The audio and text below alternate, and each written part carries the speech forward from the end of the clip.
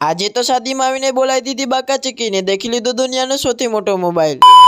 તો મિત્રો કહાની કઈ એવી છે કે આજે આપણે આવ્યા હતા શાદીમાં। તો મિત્રો શાદીમાં આવીને આપણા પાસે આવી ગયો દુનિયાનો સૌથી મોટો મોબાઈલ। આ મોબાઈલ તો મારા હાથમાં બી નથી સમાતો, એટલો મોટો મોબાઈલ છે। ને મિત્રો આપણાને પછી ત્યાં કેરીનો એક ઝાડ દેખાણો। ને આ આંબાની ખાસિયત એ છે કે આખી ડાળ તૂટી ગઈ તો પણ એ ડાળમાં એટલી બધી કેરી થાય છે। તો મિત્રો પછી આપણને ત્યાં એક રામડાનો ઝાડ દેખાઈ ગયો। તો પછી મિત્રો એટલા બધી રામડા દેખીને અમને થઈ ગયું રામડા ખાવાનું મન। તો પછી મિત્રો આપણે ઇમરાનભાઈની રિક્ષાનો ટેકો લઈને ચડી ગયા ઉપર રામડા તોડવા માટે। તો મિત્રો ઇમરાનભાઈ સીટ ઉપર રામડા ભેગા કરતા ગયા ને હું ઉતારતો ગયો। તો મિત્રો રામડા તો એટલા બધી ભેગી કરી નાખ્યા ને આપણા છે ઇમરાનભાઈ રિક્ષા વાળા। તો મિત્રો પછી તો આપણે ઇમરાનભાઈ રામડાની ભૂસકારી બોલાવતા ગયા, એ પણ સાફ કરતે કરતે। તો મિત્રો ઇમરાનભાઈ તો આપણા વ્લોગ દેખતે દેખતે રામડાની ભૂસકારી બોલાવતા હતા। તો મિત્રો ખાઈને અમે આવ્યા તો અમે દેખ્યું કે અહીંયા તો લચ્છી બને છે ને મિત્રો લચ્છીમાં બરફ નાખવા માટે આખી રિક્ષા બરફની ભરાઈને આવી ગઈ। એટલે મજાક કરું હો, તને જ લાદી હતી।